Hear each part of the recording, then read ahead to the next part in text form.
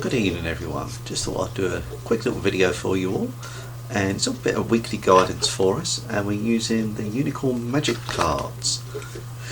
I actually just recorded this, but I put it on the graphics processor and it was coming up, the file was a huge 4.7 gigabytes, which I was wondering why it was taking so long to upload, and then I realised what I'd done wrong. This is the integrated graphics card, so it should be much faster. First card out of the box was just about tune into your dreams and also meditation. Very much about tuning upstairs basically, and see that lovely white light coming in from above. That is just you tuning into the energy and just allowing that sort of like spirit to come in and just refresh you. Very much about refreshment.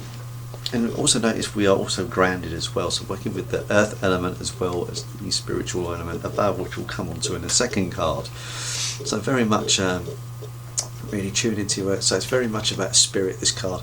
Tune into your spirit and really working that. The second card, however, is about the body. Move the body.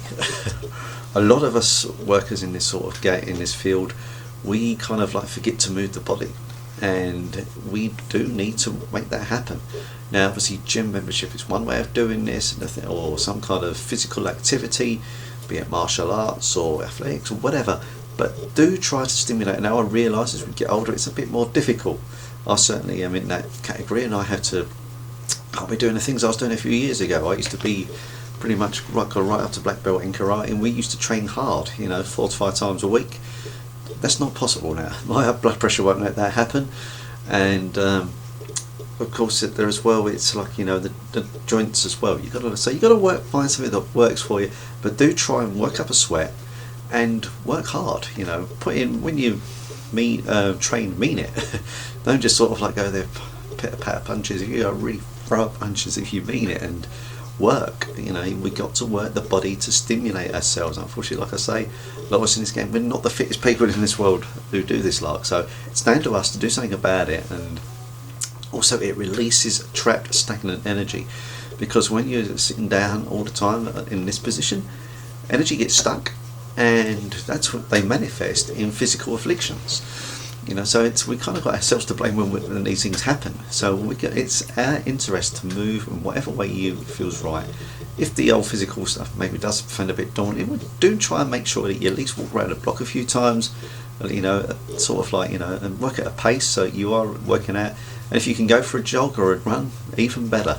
I mean, I used to do quite regularly, run about at least twice a week.